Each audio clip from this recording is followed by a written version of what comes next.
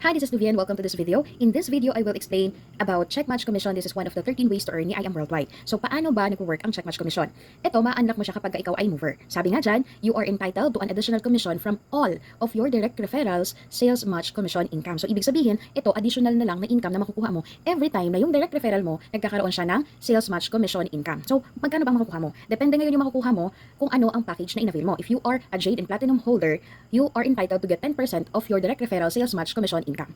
Kapag gold package ka naman, 8%, sa silver and bronze, 5%, and kapag ka-copper ka, sorry but you are not entitled for the check match commission, or in short, wala kang check match commission. So, discuss natin kung paano siya in illustrative way. So, for example, ikaw to. Ngayon, meron kang left sales group and right sales group. Nagkaroon ka ng first direct referral, nilagay mo siya sa left sales group mo. Yung first direct referral mo, kumita siya ng 10,000 pesos sa sales match commission. Since ikaw ay Jade holder, meron kang 10% sa kita niya na 10,000 and that's 1,000 pesos. Ito yung mapupunta sa'yo, nakikitain mo as your check match commission.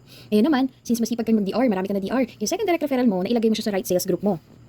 Ngayon, si second DR mo, mas masipag siya kaysa kay first DR mo at kumita siya ngayon ng 100,000 pesos per week. Doon pa lang sa sales match commission. Meron ka ulit 10% ng income niya dahil ikaw ay naka-Jade holder. So, meron kang 10,000 pesos na passive.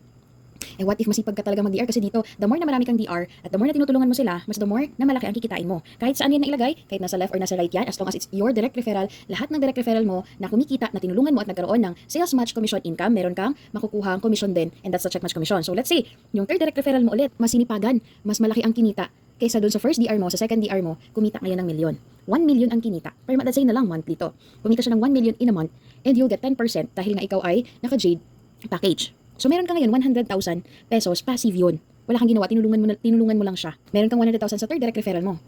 And so on and so forth, kasi sabi dito, infinity.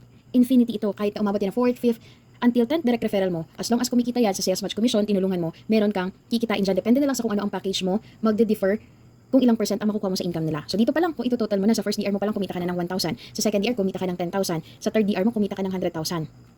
Diyan pa lang passive na yan. Magkano na yun pag tinotal mo? Eh what if mas masipag ka dahil dinamihan mo pa ng DR? So ikaw na lang mag-compute and ganoon siya nag-work yung check match commission. So I hope malinaw yung explanation natin with the check match commission. Thank you so much and God bless.